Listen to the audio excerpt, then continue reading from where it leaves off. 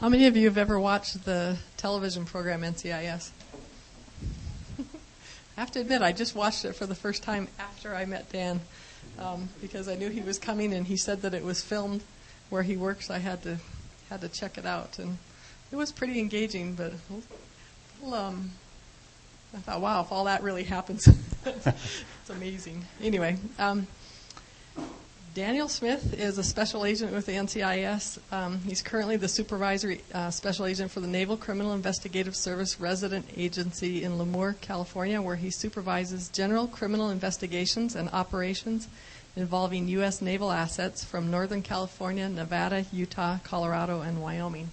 And he's going to be addressing specifically his career path, so I won't go into a further introduction, but he did attend BYU in political science, but this is not where he graduated from. But he does have... They wear blue there. Yeah. But his children do attend here, so that might say something. Anyway, we'll go ahead and turn the time over to Mr. Smith. Thank you. Yeah, I wanted to know who came because they've seen the show or who came because they're interested in career paths. Who came for the show? There you go. Let's be honest. Both. That's good. Hey, Bryce, is that a little loud? It sounds a little loud. If you can drop it down one, that would be great. I got kind of a loud voice anyway, so. NCIS television show is it's a great show. I guess it's been on for 7-8 years or something like that. But I will admit I haven't killed a terrorist this week. They do every week. It's been at least 3 weeks, so I don't get that chance that often. But I do get a lot of paperwork in. Today I came a couple weeks ago, months ago. I came to visit BYU, thinking, why would we be recruiting at any other place than BYU? There are people who. Many of them speak foreign languages. Usually they can pass the background checks. And they have other things to offer for us. And so I went to our headquarters and said, next time we go out on one of these little recruiting deals, why don't I go to BYU? And in fact, tomorrow I'm going to go up to Utah State and visit some folks up there. That's where I graduated from. Utah State. Blue and white colors. But I still root for the Y when we play each other, so it's okay.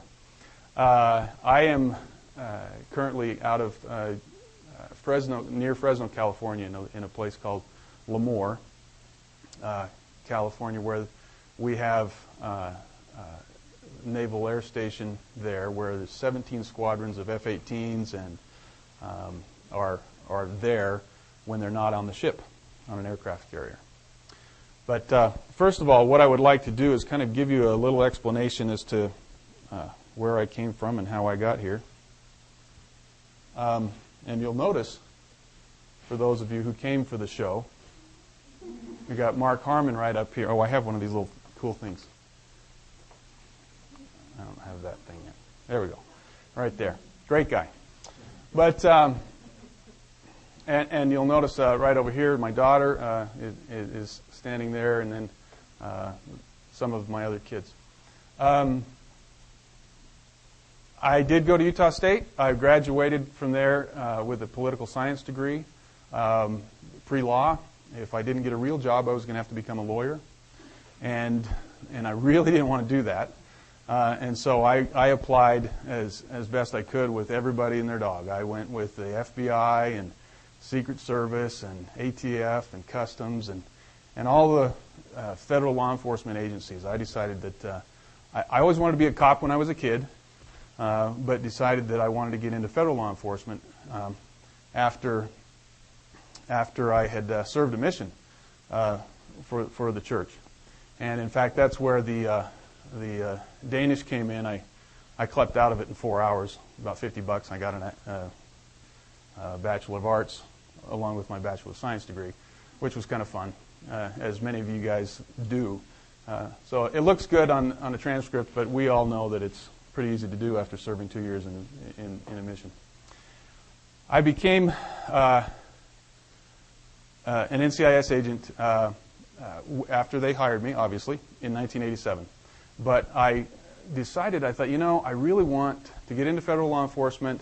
If NCIS, or at the time it was NIS, the Naval Investigative Service, if they're going to hire me, I'll go ahead and do that, and then I'll have my foot in the door, and then I can move into another agency to get involved into that.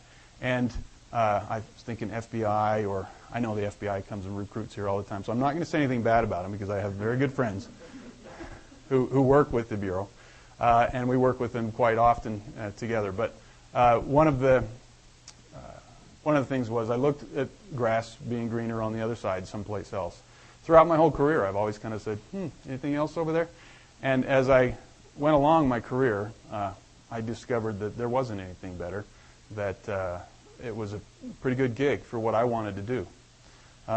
So in 1987, I was in the general crimes. Some of these things that I say, if I say an acronym, by the way, sometimes I'll say DOD, and people say, what is that? Well, that's the Department of Defense.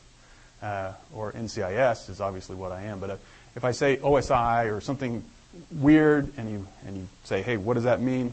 Please do that, because sometimes working with the military, they have so many acronyms that you can't ever keep up on it, and sometimes I get into that. But I first started out at 29 Palms, California, which is in the desert of near Palm Springs. Sounds nice, but desert. It's in the dirt and desert, and so there's nothing there. But the Marines are there, and they train, and most of the Marine Corps who went to Iraq or Afghanistan, they all train at 29 Palms out in the desert. And we were there for 5 years, and then after that, I went to the Republic of Korea in South Korea, and I worked here in 29 Palms. I was at General Crimes, and we'll get into some of the meaning of that later on. But I worked in the foreign counterintelligence world in Korea just after 29 Palms. We were there for a couple of years. My 5th child was born there, and so he, blonde, blue eyes, doesn't look any Korean, but we kind of call him certain funny names about that. After Korea, I got a chance to go to Washington, D.C. I didn't want to go to Washington, D.C. I wanted to go to a bunch of different places, and I put my name in the hat when they said, okay, where are you going to go?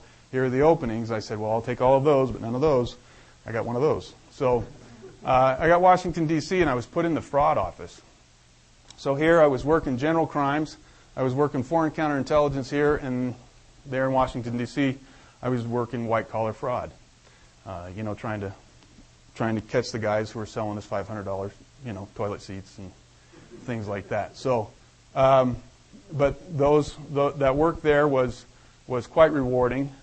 Millions and millions of dollars that we were able to save the government from fraud and waste and abuse.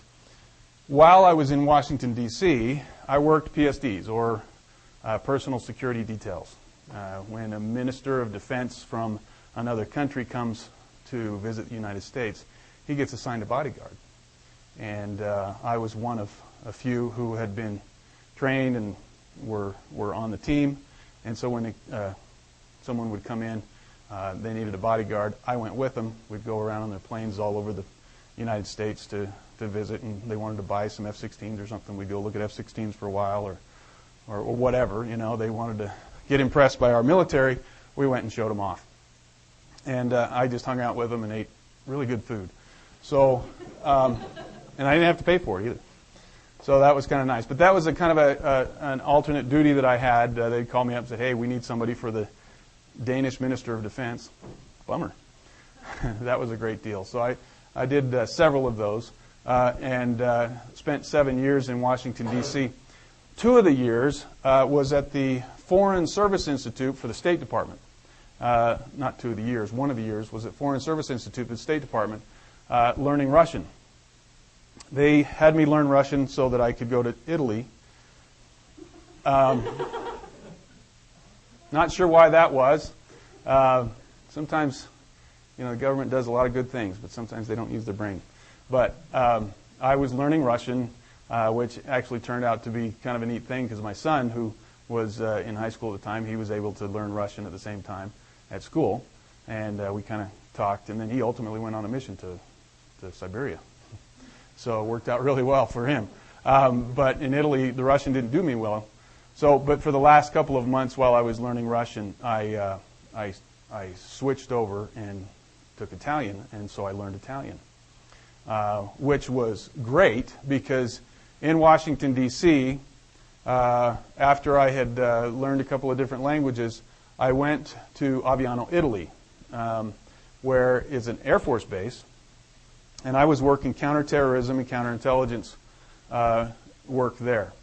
Oddly enough, this was in 2001, September 11th, 2001. I was in Germany at a conference that was being held in German, and because I had taken German in college after my Danish experience on my mission, I was able to do pretty well in German. If I didn't know the German word, I would just say it in Danish with a German accent, and usually got by, or the big question mark would come out. What are you talking about? So anyway, I was in this meeting in around 2001, September 11th, and this lady came in, and a counterterrorism meeting, by the way. We had all of the European nations were hosted there.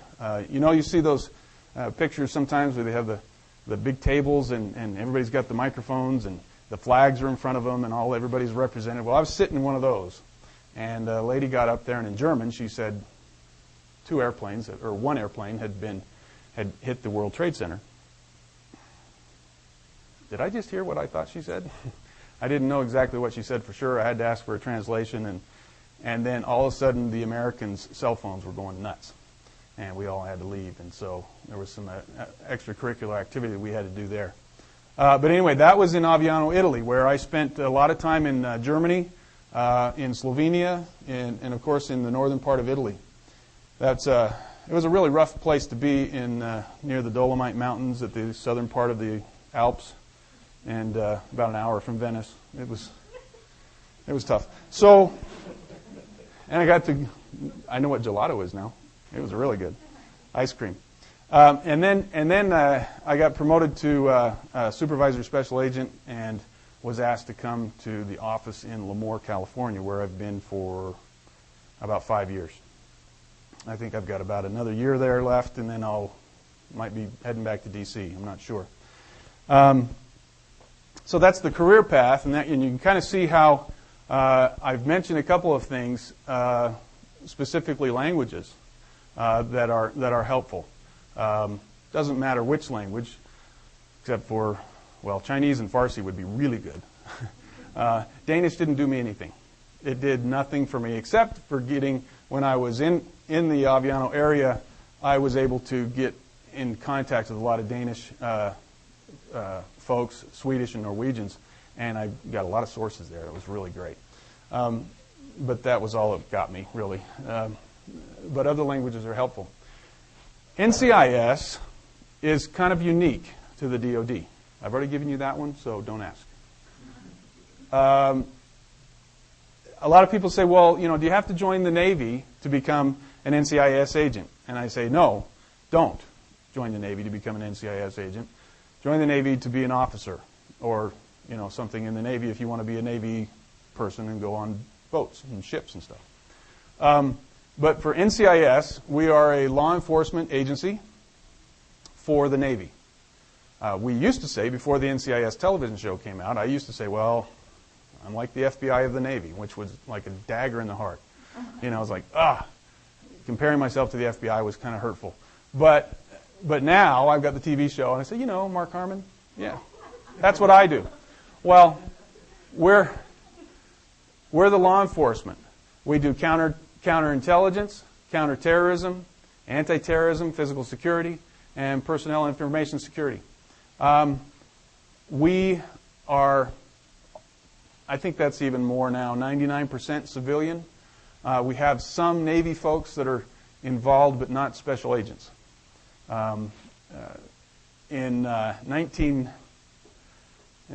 Before I said I joined NIS, the Naval Investigative Service, that was pre-NCIS. 1992, we changed. We had an admiral as our director. And so we were all Navy guys, except the boss was an admiral in the Navy.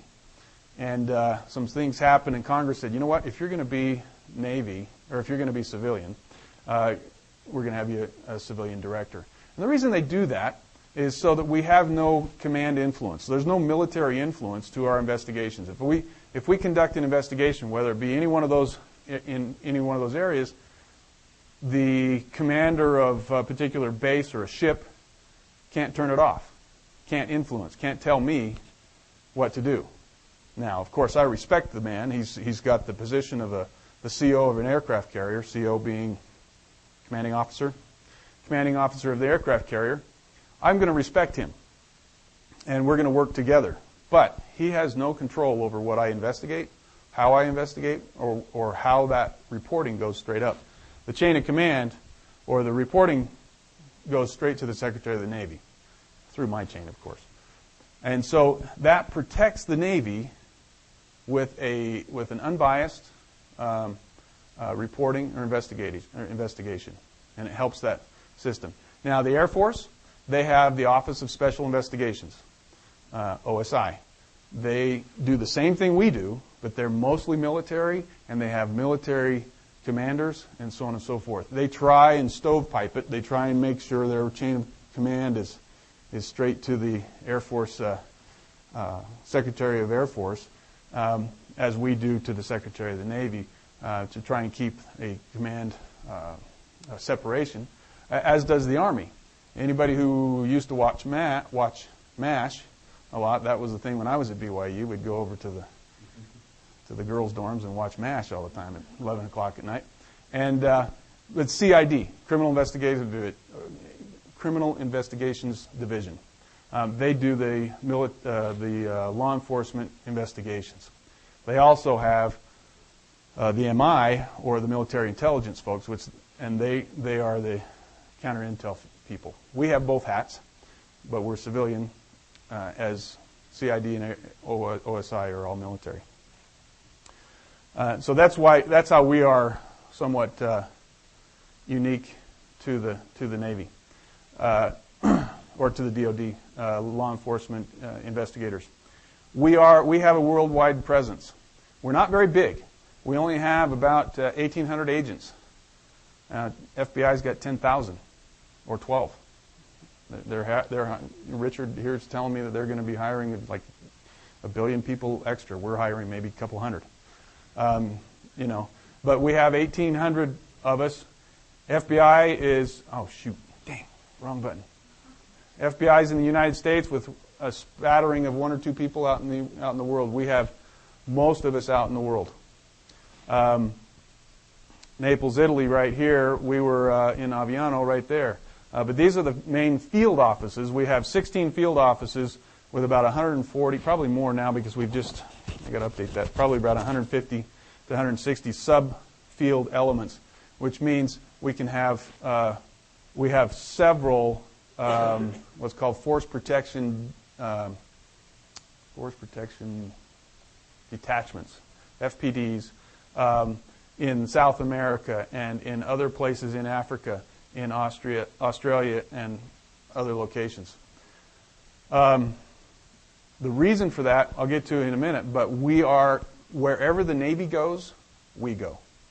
And because we have to, one of the weird things was in 1992, they came out and said, we have a new mission.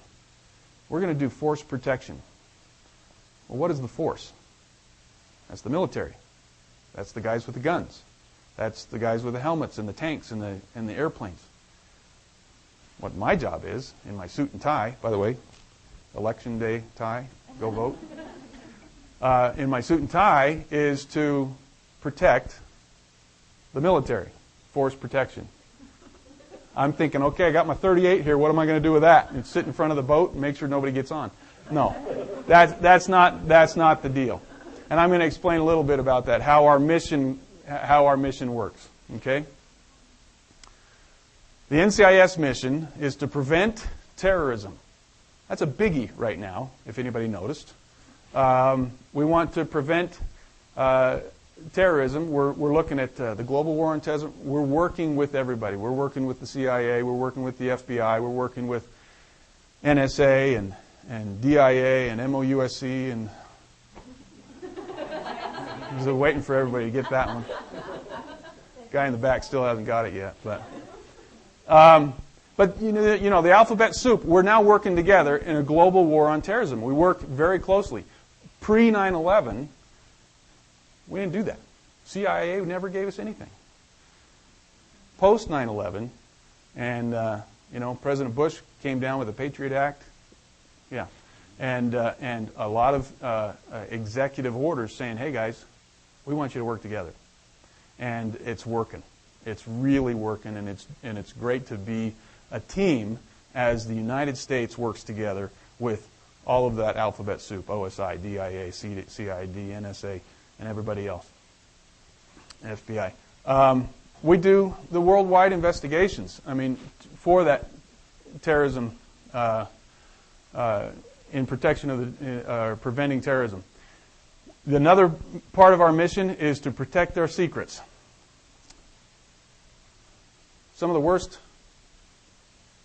Unfortunately, some of the worst espionage cases that have taken place in the United States history is within the government. Richard Hansen was an FBI guy, one of the top. In fact, I was working at our headquarters in Washington, D.C. on several cases where his influence or his espionage affected those cases, causing people to die. Walkers, they were Navy folks. There are many, many espionage cases that are well documented that are within the Navy, and so, or within the government, intelligence world. And so what we are trained to do and work with is try to identify and neutralize that espionage threat. So sometimes we're looking at our own. We have to be careful. That's why we do background investigations. That's why we do polygraph examinations. We do backgrounds for people on a periodic basis to keep them honest, if you will. Make sure, hey, well, how did you make all that money? You're just a government, guy. I don't make a lot of money as a government guy. How do you get that $1.5 million house? It makes a difference. Maybe grandma died. Sweet, but maybe she didn't, and he got a windfall of money somewhere. His Russian handler or whatever. So we have to watch those type of things. Safeguard and research. Research and technology is very, very important. We're developing things that we don't want anybody to have at least 5 years down the road. Because by the time it gets out on the street, they're going to reverse engineer it and figure it out. And so we want at least to have a 5-year head start of what they're looking at. And that's our technology. And so we have to protect that somehow. That's part of our job. And then reduction in crime. Reducing crime. The Navy's mission, Navy, Marine Corps, because the Marine Corps falls under the Navy, the Navy and Marine Corps' mission is to be able to get on a boat or in an airplane on the boat and go out and do their military job. Or in the Marine Corps, it's to go out and pound the ground, to do the tanks, to do all the things that they do as a military.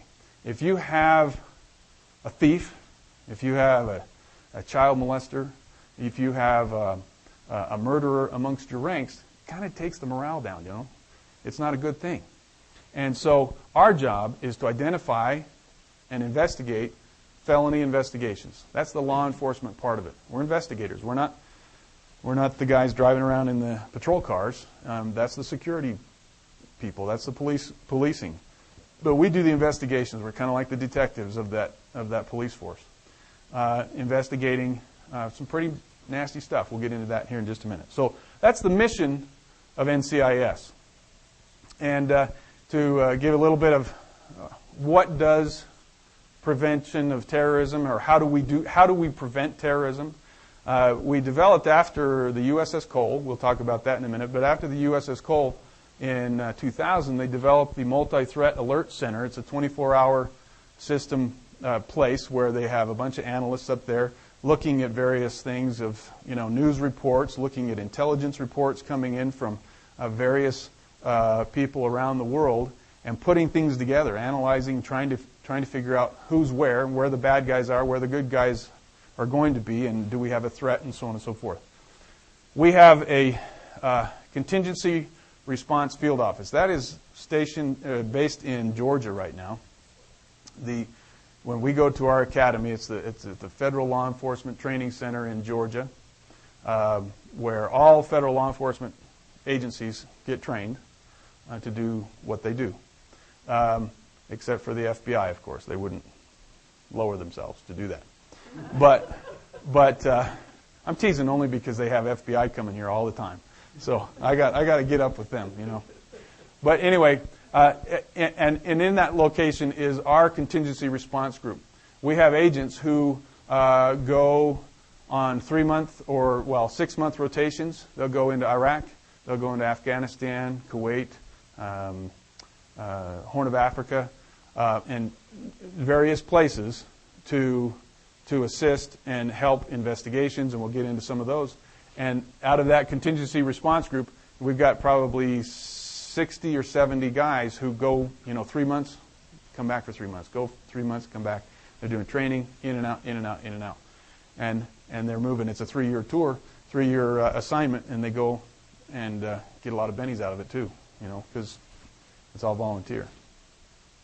We have the Criminal Investigative Task Force out of Guantanamo Bay. That's Gitmo, Cuba, if you didn't get that. Guantanamo Bay, where the United States holds its terrorist prisoners. And we go down and we go down and interview these people and try to gain information from them. We have protection operations. I mentioned that just a little bit as I was doing PSDs in Washington, D.C. We do the Secretary of the Navy, the Chief of Naval Operations, the Commandant of the Marine Corps, and a bunch of others who are high-profile VIPs. And so we do their protection just like the Secret Service does with the President and the Vice President. Country reference. This is another way we are preventing terrorism. Country reference, I'll get into here in a minute more in detail, but like I said, everywhere the Navy goes, if they do a port visit to a particular, the ship comes around and comes in and visits in, someplace in Slovenia or Germany or Singapore or wherever, there is an agent on the ground when they arrive. We're there, and the reason we were there is to let them know, come on in, guys, it's safe. Everything's good. We've, at least as best we can tell, we've done our work here. You should be okay to make this visit. And so those country referents have to generally speak the language, wherever that country is. We've got them in France. We've got them in a bunch of South American countries, as I mentioned before, and over in the Far East and the Middle East and everything else. And then Joint Terrorism Task Force, JTTF. The Joint Terrorism Task Force is every major FBI office in the United States has a JTTF. They're in charge of it. They're the executive agency. But we participate in those. And they have groups. The task force has an FBI supervisor, and they'll have several agents from different agencies. It might be from ATF, Alcohol, Tobacco, Firearms, Immigration, Custom and Enforcement, ICE, NCIS. It'll have all the other DOD agencies.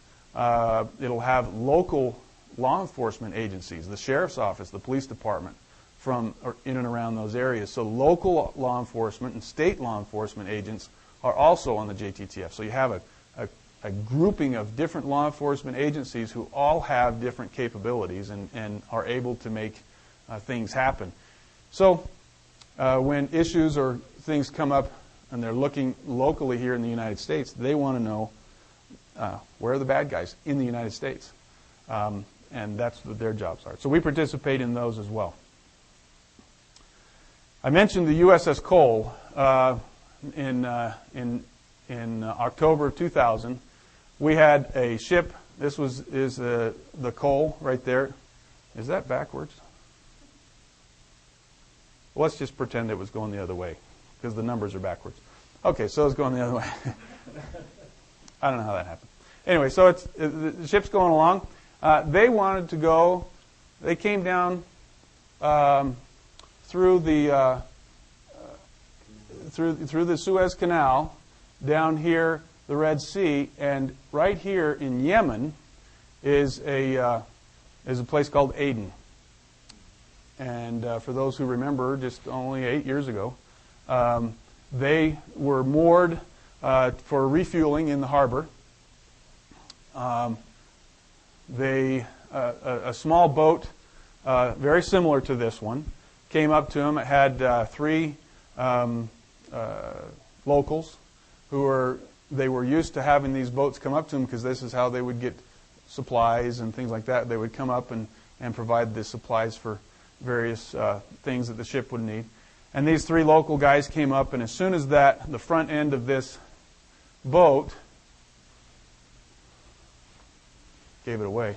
As soon as the front end of that boat touched the ship, as they were waving and smiling at the sailors looking over, it blew a hole in that ship right there, down at the bottom, if you can see that.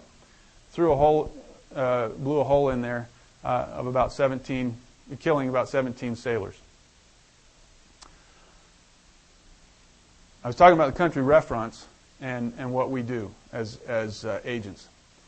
We came. It was over 130 degrees out there. With the blowing of that hole in there, it took out all the power of the ship. It almost sank. The other sailors were able to keep it afloat through emergency response. But when it happened, we needed to be there to investigate what was happening. This was a terrorist act against a United States government asset. We went out. That became the interview room. We had tents right up here on the top of the ship. You couldn't go inside. There was no power. It was dark. It was over 140 degrees inside that ship. I did not go. But I know I have a lot of personal friends who were there. A guy named Bob McFadden was the country referent. And he was the guy who was supposed to have the contacts for Yemen. He knew everybody. He knew the language. He knew all the police chiefs and all the big dogs in Yemen and in Aden. He already knew them. When another agency came to try and investigate this, there was some discomfort with the embassy. Ambassador wasn't real willing to let them in. And so they said, okay, you can come and you can stay in that hotel, but you can't leave the hotel unless you have Bob McFadden with you, the NCIS guy. One. But because he had been there, he knew the people, he had had the experience with them, he was able to get the work done that we needed done. This is just to go along, this is some missile launchers. You see those really fancy pictures that come out of the ships? That's where they come out of, those little square boxes right there. This was the debris that came out of that hole. And then, of course, this was over here was where we were bagging and tagging. They were bagging and tagging evidence that we came up with. There are some of the suspects. Some of them are going to trial right now after investigations from the Guantanamo Bay investigations. Our task force, which was a group of 6 guys from NCIS, put this together, and some of them are dead, some of them are going to trial, and anyway, so in that process, in our criminal aspect of it, we took everything we could to process it, and because much of in fact, right down here we have 60 pounds of trace evidence. When I say trace evidence, it's like the fingernail or the finger bone or a piece of the motor on the boat that blew up. Those pieces of evidence, there was about 60 pounds that we dredged the bottom of the ocean, or right there where in the harbor. We dredged that, put it through this whole system, and then sifted through it to come up with key pieces of evidence. We found the serial number off the motor. We found one of the bomber's fingers. Bone fragments that were recovered, and wiring and things like that. These are the folks that did it. This guy right here was a good friend of mine.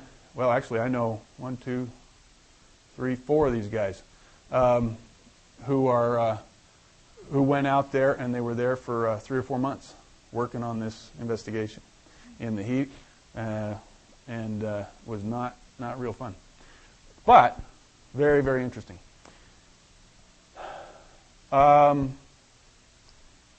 As part of that prevention of terrorism, we have folks in Africa or in Afghanistan. We have people in Iraq, and like I said, in the Horn of Africa. This guy used to be in my office. He was a good friend of mine from another location, and he's an interpreter for these two guys as they're doing the work there. This is in Africa. Criminal investigative task forces in Afghanistan and other places. Multiple national forces, Iraq Strategic Counterintelligence Directorate. These guys come up with these huge names for saying, very simple things. These guys went out and got intelligence to fight against potential terrorist things that were happening in Iraq. Another couple of the groups that were in Iraq or in various places. The Joint Prosecution Exploitation Cells. Prosecution exploitation, it's kind of interesting. We're just trying to interrogate people to try and get information for terrorist cases, putting them together. Build our cases for the Iraqi courts. And then some great interview rooms. It's really nice, top of the line stuff. You can get that at Costco, I think, or something. But and you do have a lot of good travel, and methods of travel on these helicopters and stuff. But again, like I was saying, we do protective operations for the high-profile or high-level protectees in Afghanistan, Iraq, and Horn of Africa for the Americans that we do that. Now the reference. Yeah. Yes, ma'am. Do you have to sign something to be able to bullet for these high-level people, or is that just a personal creed? That's a personal creed.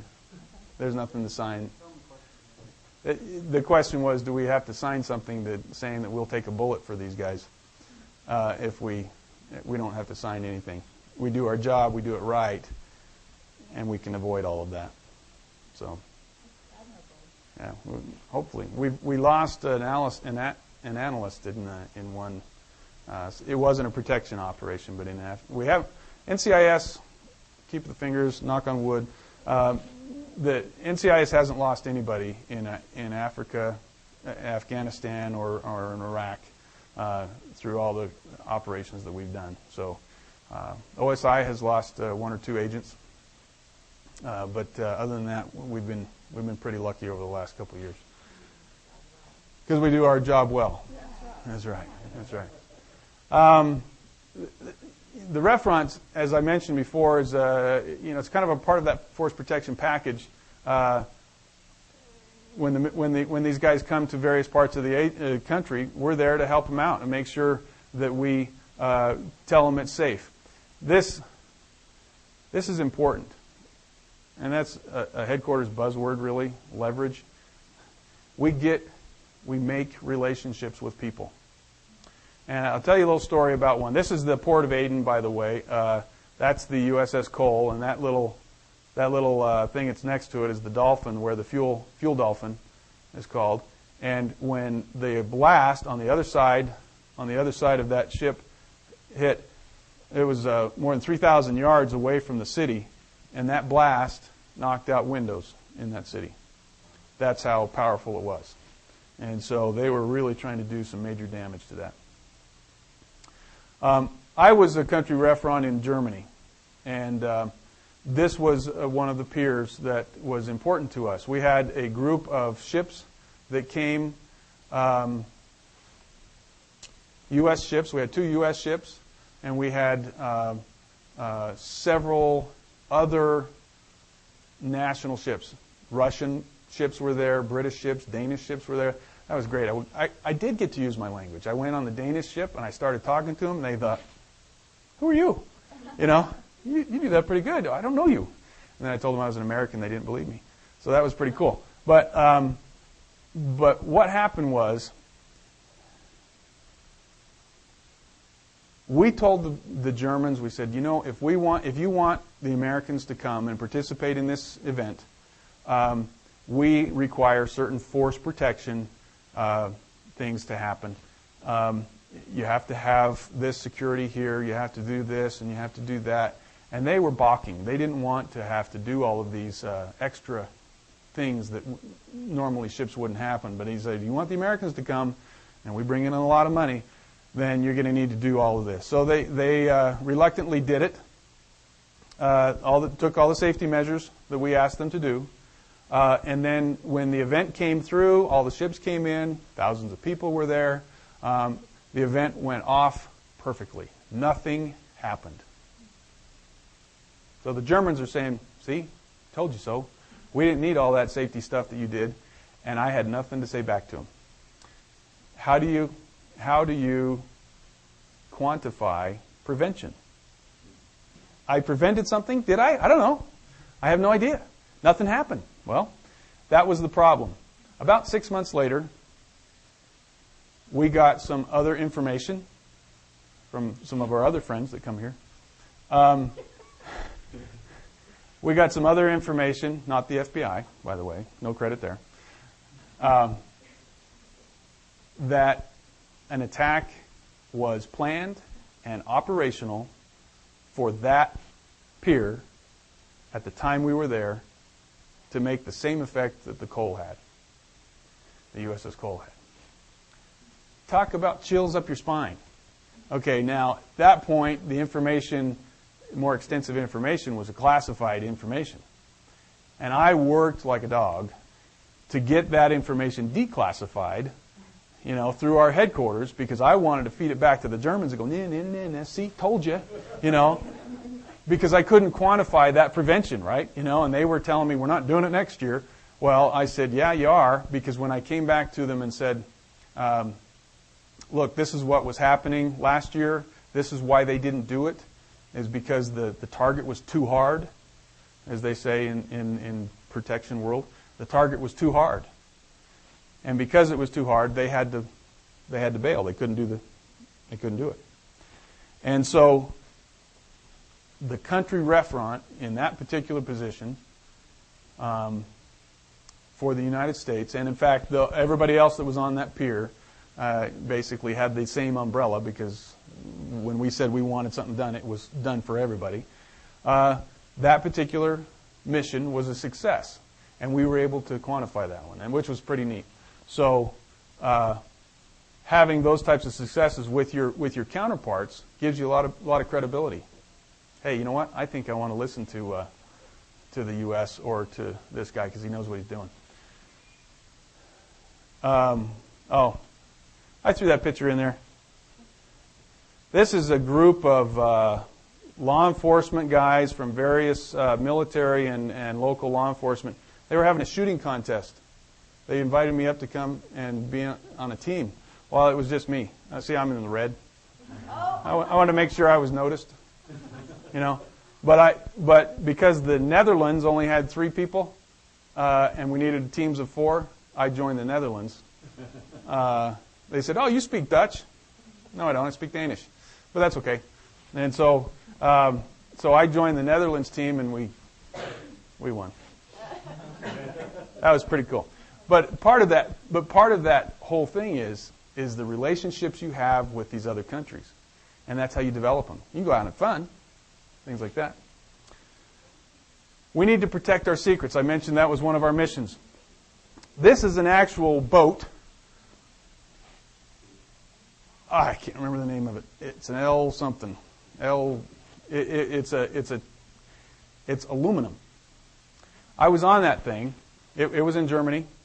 And I was inside there, and I said, you know, if we had a torpedo or something, this thing would be obliterated. He says, no. A torpedo goes in here, goes right through the aluminum, right through the next one, and out there. He says it's all cordoned off so you wouldn't sink, and it goes right through the next one and hits the beach on the other side or something. This is a picture of a boat that is not, of a ship that's not classified on the outside, but there's a ton of classified stuff on the inside. We don't want people to know how it works, so we have to protect that information through our investigations, through operations. You can do double agent operations to see who it is that's looking for that information, you know, and then you catch the bad guys. And you know, because the loss of that technology definitely can cause the death of our guys on the ground. I mean, we don't want that lost. And of course, our nation's security. Crime reduction. I put that picture in there because it's cool. I was like, man, that's a sweet picture. I'm going to put that in there. I mentioned that the Marine Corps and the United States Navy, or the U.S. Department of Navy owns the U.S. Navy and the Marine Corps. And for the health and safety of those personnel, we have to do those investigations for criminal investigations. Some of them that I've got a list here, I think. I hope. A list of the types of investigations that we do, starting from arson and bribery, child abuse, computer intrusion, death, economic crimes, environmental crimes, indecent assaults, kidnappings, larcenies, missing persons, narcotics, product substitution, rape, robbery, sabotage, sexual abuse, and wrongful destruction. Wrongful destruction or sabotage. You get a guy who's disgruntled. He's not really happy. He's mad at that pilot or something. And he throws in a quarter into the engine, into that jet turbo engine. And it gets sucked in, or they put a little tape on it, and it holds it on there until they get up into the air, and then that piece of metal or whatever it is gets sucked off the tape and into the engine. You just blow an engine, you've lost $20 million and a couple lives, you know, if you get upset. So sabotage is huge. You need to protect those, our folks. And so, interesting couple pictures. I don't know if you can see what that is. These are a couple of our finest snorting something. I'm not sure. Actually, I know what it is, but I got a ton of these pictures. People take pictures of themselves doing drugs all the time. Having a drug addict putting ordnance on an airplane for bombs is not a good idea. And so what we try to do is catch the narcotics users and dealers and things like that. Got plenty of those stories if you want to go there. Anyway, so that's the reduction in crime. We work hand in hand with local law enforcement, with like I was mentioning, the FBI, with other agencies, and most importantly with those around the world, because we'll have people from local agencies say, hey, I need to get a hold of some guy who's in wherever in let's pick a place, you know, Singapore. Oh, not a problem. We got people there. And so we send them out all the time. The FBI will always come to us and say, hey, you guys got anybody in Bahrain or something? Oh, yeah, we got a whole office there. So we can work hand in hand doing the investigations together. We prosecute in, as civilians, we have opportunities to go a couple of different ways. We can go with the military court-martial system under the Uniform Code of Military Justice. That's where a Navy or Marine Corps guy, Army guy, or Air Force guy gets in trouble and he goes before the court in the military. We go to the county district attorney's office.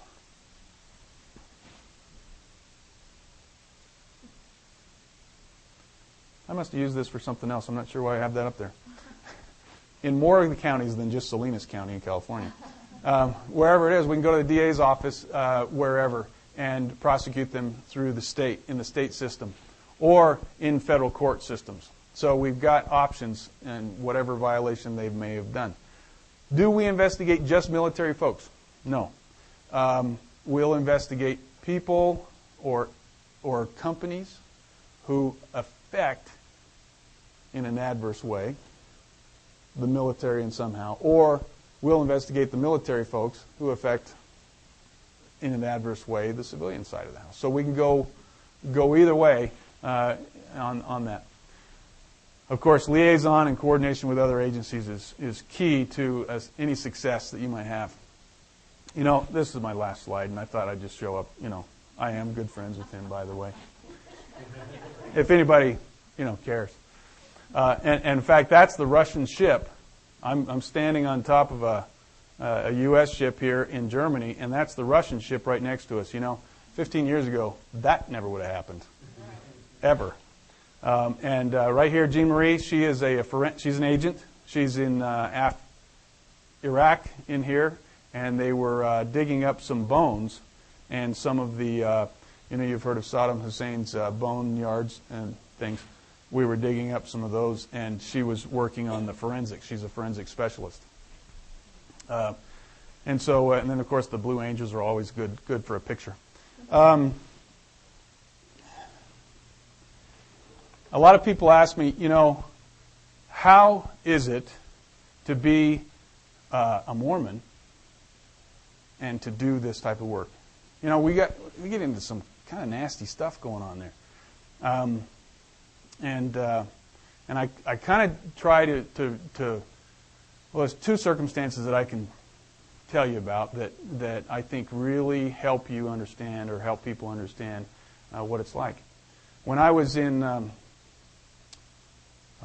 29 Palms, I worked criminal investigations, mostly criminal stuff, and as I do here in Lemoore in California, where I am now, as a supervisor now. But back then I was a young buck ready to go and do anything. So I grew a beard. By the way, my daughter's here and my son. They were just very small humans at the time, at 20-something years ago, and so I grew a long beard. I had a ponytail. Trust me, I did. I had a ponytail. It went back there, and I was buying drugs. I used to buy drugs from Marines who were on the wrong side, and I was in an interview one time with my bishop, and now the bishop was the base staff judge advocate. He's the JAG. Okay, he was the lawyer for the Marine Corps. So he knows what I do. I mean, I bring my cases to him to get prosecuted, right? So he knows what I'm doing, but I look like trash. And he's asking me a couple, those 10 questions in order to get to the building down there. So he says, "Are you honest in your dealings with your fellow men?" I said, Bishop, Bishop, I said, "How do I answer that?" He says, "Well," he says, you know what I do. I mean, I was undercover for 2 years. I'm lying to everybody." And he said, "Well, there's something that one of his kids had mentioned. I don't know why we got on the conversation, but his kids brought this up, and he says, well, it's kind of like righteous deception." And I thought, that's a good one. I like that. So, I mean, this is definitely not part of NCIS, folks. This is the Mormon part of it, okay? But Laban, he was deceived just a little bit. He was deceived just a little bit for righteousness' sakes, okay? And so I was able to answer that question. Yes, I am honest in my dealings with my fellow man, except for when I'm being righteously deceptive. Okay?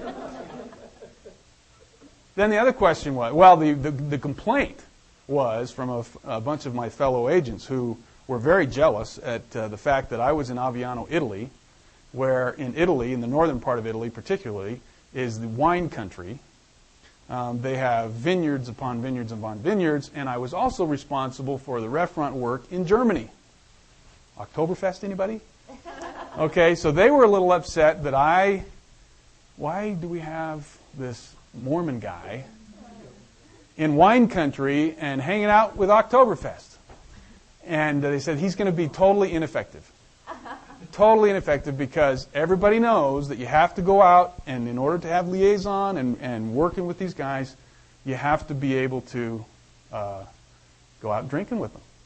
Korea was the same way. They said, man, if you're not going to go out and drop some down, you're going to be toast. Well, there were a few times that I went out and, the plants behind me, they were a little tipsy by the time the day was over. Those plants are like, woo! But I remembered what was happening, and I could write it all down. It's like, okay, now I got all the information I need. Everybody else was stone drunk. But what point is I was able to go into those situations when I had people ask me, for instance, the Russian did help, by the way. I was at a Hofbrau in someplace in Germany, I can't remember, Hamburg or someplace. And we were meeting with a bunch of people, and I had a bunch of Russians there. And, of course, little vodka, forget the beer, I want the vodka, give me the good stuff.